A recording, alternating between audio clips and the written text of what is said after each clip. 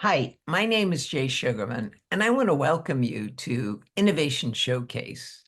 The main purpose of this ongoing series is to inform viewers about exciting innovations and creative individuals across the fields of business, science, technology, education, and the arts.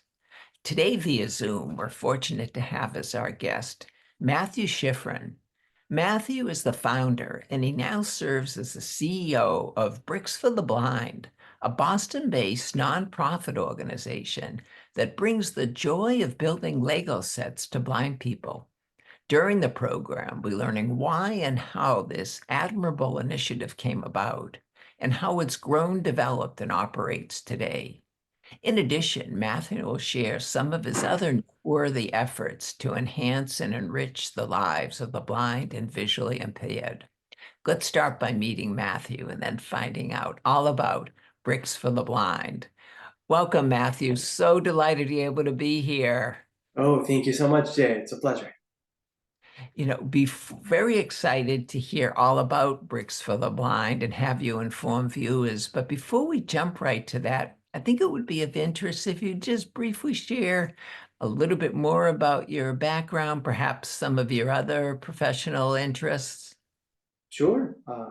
I'm Matthew Shifrin, and besides being the founder and CEO of Bricks for the Blind, I write musicals and play the accordion and sing and rock climb and do many other ridiculous, unrelated things.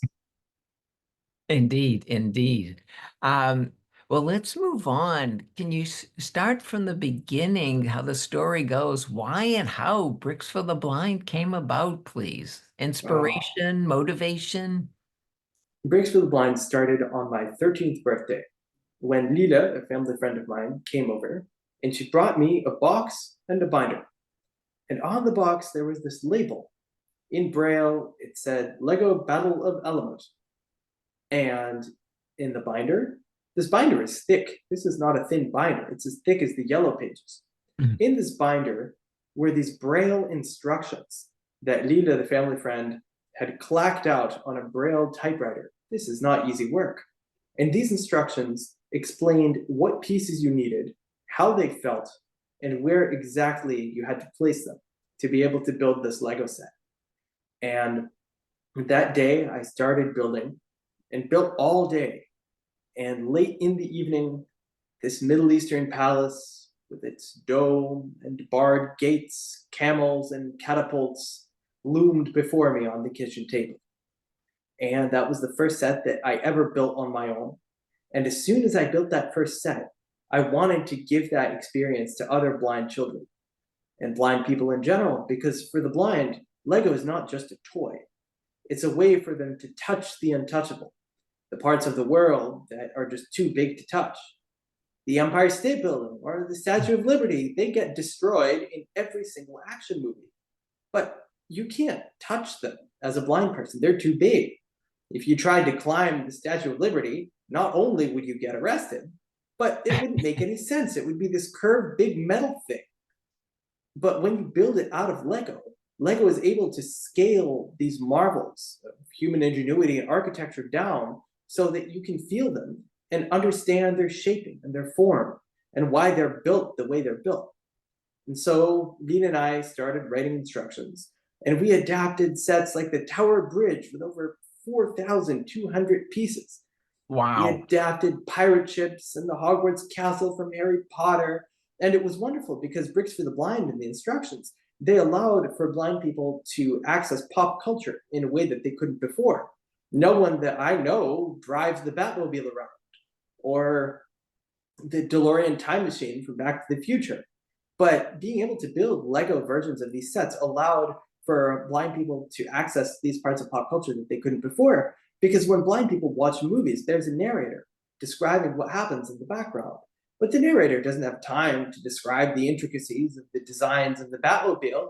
Batman is being chased by the Joker. That's not the important part. But they're able to build these pop culture masterworks out of Lego and then have full access to them. And so we kept creating, kept writing instructions. And then Lila was diagnosed with cancer.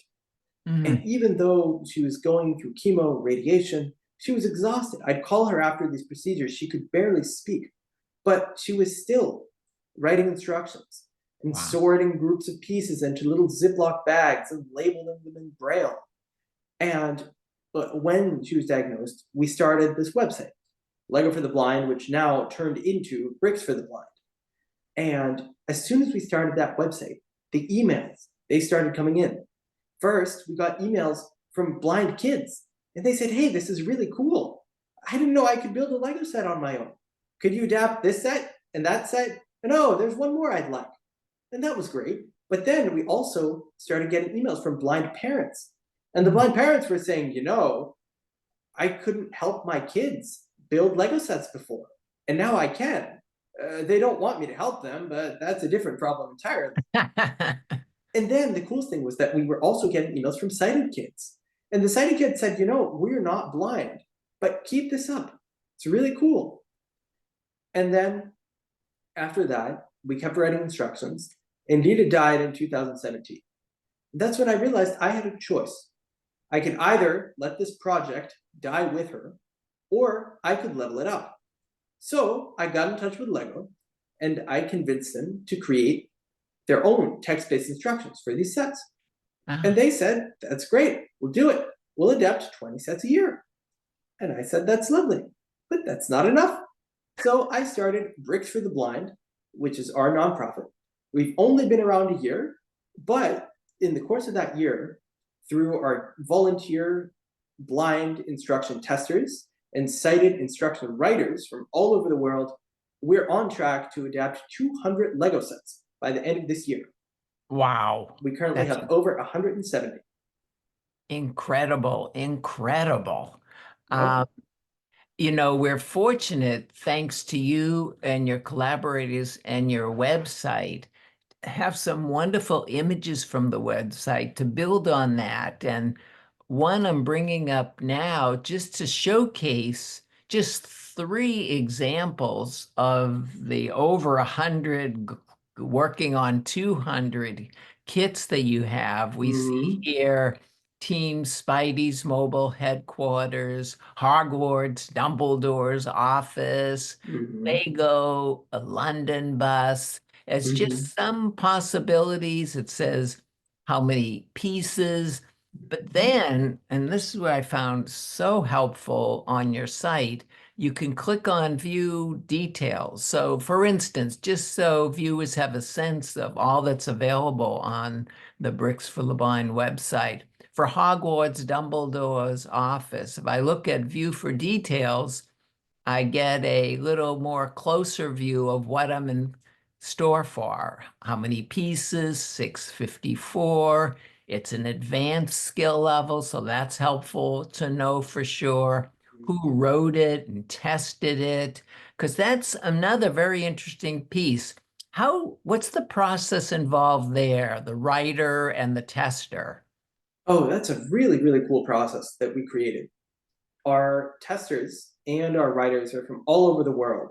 We have writers from America, Germany, England, Austria, Italy, the UK, and the same for our blind testers. We have testers from America and Canada and Germany and Thailand. And it's amazing how the blind and the sighted communities from all over the world have come together to create these instructions. We are always looking for more instruction writers to be able to adapt more sets.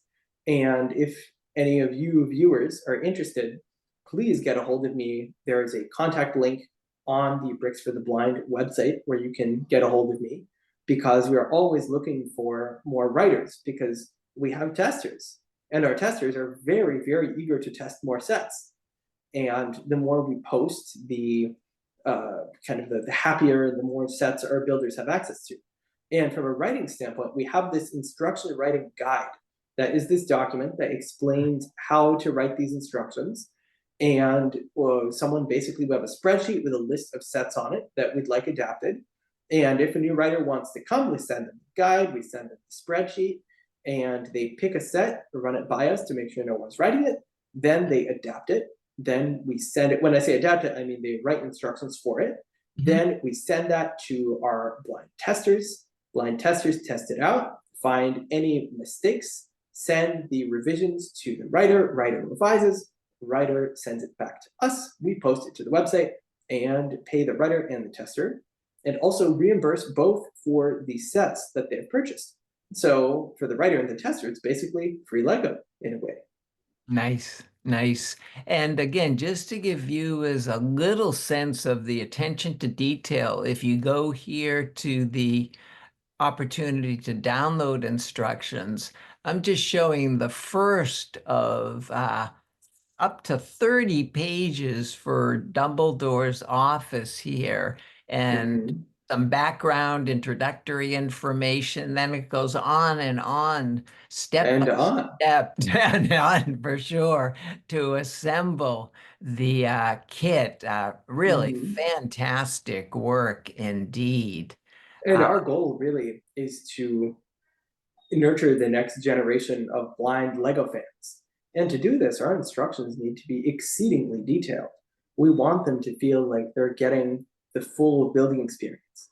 We want them to feel like they understand what's on the box and they can get a sense of the box art and what the different minifigures, the Lego characters look like, and the advertisements and the backs of the manuals and the designs on the stickers.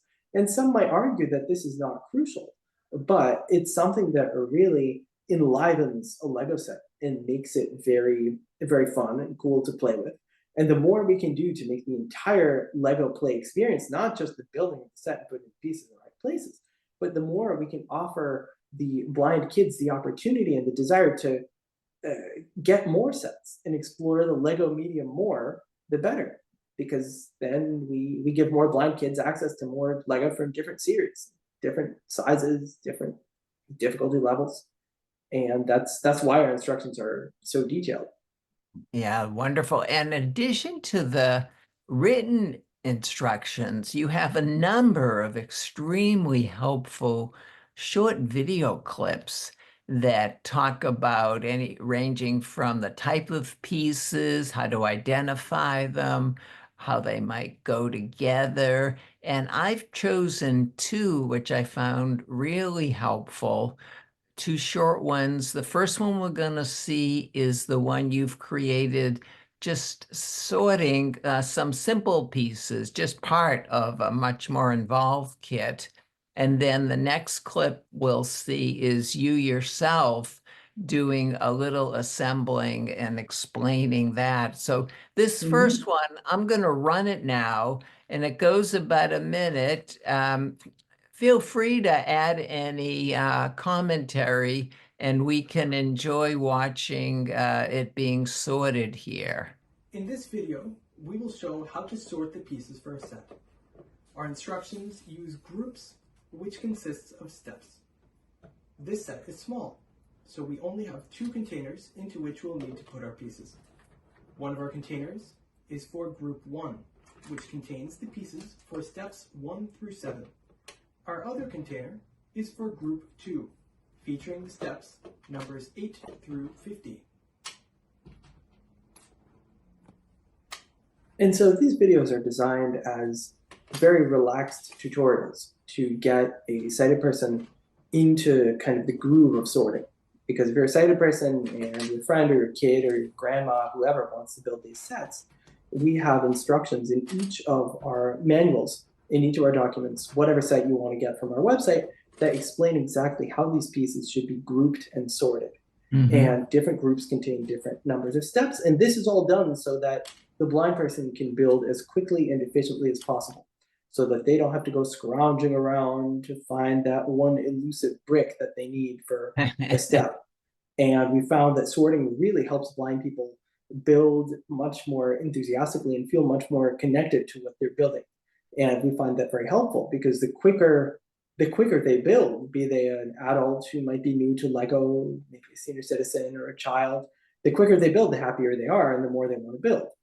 And the more we can do to really energize them and make them feel like this is an experience that is designed for them, then the better. Wonderful, And wonderful. And we're going to move on to the other clip I mentioned, the one of you assembling part of a kit. hear some commentary, but feel free to add as well. So let's enjoy this clip right now. I'm Matthew Shifrin, creator of Bricks for the Blind, and in this video I wanted to build a little bit of a Lego set with you to show you how our text-based instructions work. If you'd like to follow along, please go to bricksfortheblind.org and download the text-based instructions for the Batman 1992 set. To my left is a Braille computer on which I'll be reading the text-based instructions, and in front of me is a Tupperware container with the pieces needed for steps 1 through 7, which comprise Group 1. Now let's get building. Step 1.1. We'll build the corner of a Gotham City skyscraper for Batman to stand on. The corner of the building is decorated with a small gargoyle. Start by placing a light gray 3x3 plate in front of you. 1.2. Place a black 2x2 brick on the previous piece, even with the back right corner.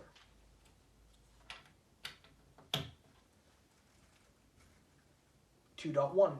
Place a light gray 1x2 inverted slope with the slope at the front in front of the right column of the 2x2 brick from the previous step. Place another with the slope at the left to the left of the back row of the 2x2 brick from the previous step.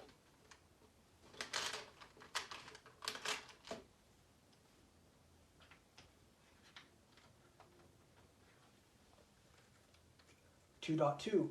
Place a dark gray 1x1 brick to the left of the front of the previous piece from the previous step. Place another in front of the left piece from the previous step.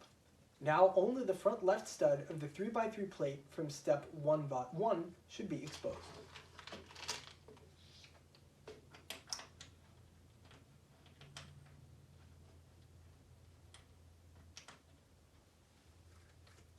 Step 3. Place a light gray 2x2 double inverted slope with slopes at the front and the left to the left of the front piece from the previous step. It should be on the last remaining stud of the 3x3 plate.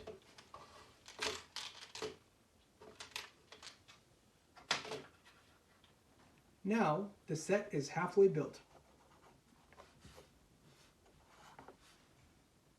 And now the set is complete. If you'd like to build sets of all shapes and sizes, then visit us at bricksfortheblind.org. Fabulous, fabulous. So helpful. And again, the attention to detail is so appreciative. I mean, we found What's been some of the reaction and feedback to your efforts so far? Oh, thankfully, the feedback has been absolutely amazing. We've had builders from all over the world write us, and some of those builders have easily become testers. Renee from Australia is a wonderful, wonderful builder. She has a testimonial on our website. Very strong, very, when I just say strong, I mean that she builds very quickly and very efficiently, and she's a wonderful, wonderful builder. And Jolene, another builder who went on a building spree and built almost every single set we had. It's She's a wonderful amazing. builder as well, one of our testers. And it's just been amazing to see how people love it. They love it. And this was something that they were unable to do before, or in some people's case, they lost their sight and used to do it as kids and had friends or parents help them. But now here they are able to have access to this quintessential part of childhood.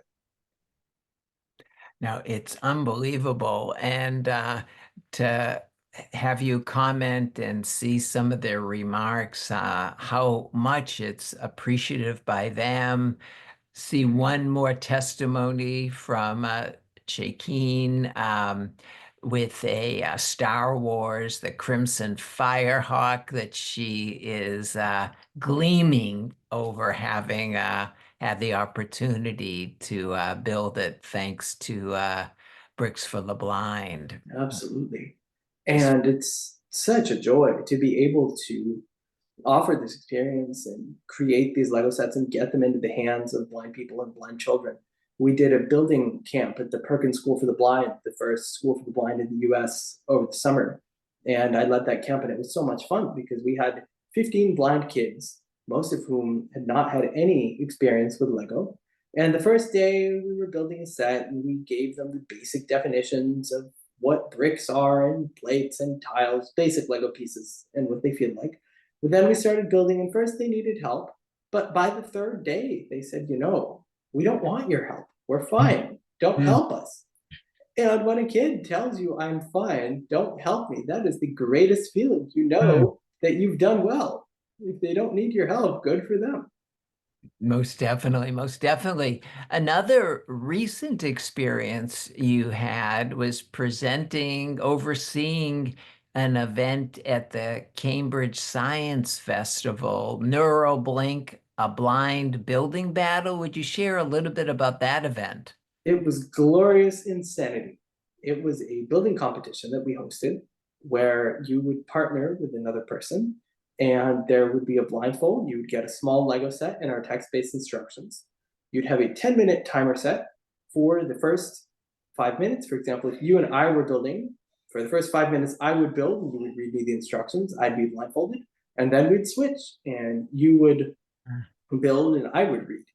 And it was amazing. I call it glorious insanity because our booth was swarmed by 120, 130 parents and children, and they loved it because the kids are getting to teach the parents. The kids are explaining where the pieces go. The poor parent is sitting there blindfolded, and the kid is getting to teach the parent. And that was so, so wonderful to see. The parents loved it, the kids loved it, and a lot of people from there, they wrote us afterwards and they said, hey, we'd love to write instructions for you. Ah, And it was so amazing to see how their experience has energized them and motivated them to help the Breakthrough the Blind mission along and help create more instructions with us. that's fabulous. Building on that, what are some of your current and upcoming plans for the organization? We're hoping to sooner start expanding into multiple languages. Ah, And we're hoping to work on translation for instructions to get them out into the world in multiple languages. And also expanding to different kinds of Lego sets and different themes, different series. And also we are getting into Lego and robotics. We recently did a collaboration with the first Lego League, who are a Lego robotics contest that is run in schools throughout the world. We created text-based instructions for the builds of this season so that any blind kid who wants to join our first Lego League team, any of the builds that the teacher assigns them will be fully accessible to them, and they'll be able to build them on their own. Whatever their teacher gives them, off they go, off they build. And it's incredible and wonderful to be able to make a part of the STEM, the science, tech, engineering, and math experience that previously was not accessible to blind people, fully accessible. And it's such a joy to give that access to blind people around the country and around the world, because there have been schools for the blind, and schools for the blind have first Lego League teams. But before this, teachers were very, very involved in helping make builds for the students. But now the students can have at it and make those builds on their own, which is wonderful and very energizing and inspiring and motivating for them, which is great to see. Oh, just another groundbreaking effort that you and your colleagues have been involved with. Speaking of all the innovative work you've been doing, both with Legos and other endeavors over the years, what advice might you give someone who maybe has an idea for an invention, something innovative, but just don't know how to go about it, whether they should or not? What are some of the ways that you've moved forward? I think that whether they should or not is an interesting question to ask themselves, because it's important to weigh your options. If they don't, then they won't have that experience of trying to get a thing off the ground. If they do, even if that thing doesn't get off the ground, whatever it may be, they'll have a wonderful experience of pitching to people and participating in startup programs or inventor programs. And I don't know, writing patent applications or whatever. Then some may groan and grumble at the amount of work that it is, but it's an experience, and not an experience that everyone is able to have. And I think they have nothing to lose by really going for it. And as long as they've done their research and seen that this is an area that people are interested in, or an unmet need, as they call it in the grant writing landscape, then go for it. They have nothing to lose. And it'll be fun. The people they meet along the way, the shenanigans they get up to, the community they build, it's all worth it. Definitely, definitely. And you're a prime example of somebody who has the persistence to stick with something like Bricks for the Blind, because I know there was a little gap in between first initial development and now where it's up and running so smoothly and just full steam ahead. Oh, sure. I think there can always be gaps within the product making or inventing process, and sometimes those gaps are very important because they give you the time that you need to reflect and rebuild, remodel, and really understand how you can get this thing to the next level. Right. How can viewers and others find out more, keep in touch? What are some ways to recommend? At Bricks for the Blind, we have our website, bricksfortheblind.org. We also have our Instagram, which is bricks, the number 4, the blind. We also have a Facebook and a LinkedIn, and there is a contact page on the Bricks for the Blind website. And please email me, and I'd love to get in touch with whatever viewers may be interested. Terrific, terrific. You know, in the minute or so we have left, any other ideas that maybe aren't off the ground yet that you have that you'd like to explore in the field of for the blind, the visually impaired? Oh, goodness. Lots. Too many, I'd say. I know. Well, you know, with that in mind, we'll look forward to following your future endeavors. Again, I was so pleased to see the reference where I first found out about Bricks for the Blind with the Cambridge Science Festival. Oh, it And was wonderful. since then have learned so much more of what really is involved and what just some of the things you've been involved with since we last had the opportunity to chat. So, Matthew, continued success with this undertaking, Oh, thank you so much. appreciated by so many, whether sighted or not. Incredible success that just keeps growing. Look forward to following this and all your efforts. And thanks again for all your time Oh, today. thank you so much, Jay. It's a pleasure. Also want to thank those of you watching for joining us and hope you'll be able to tune in next time.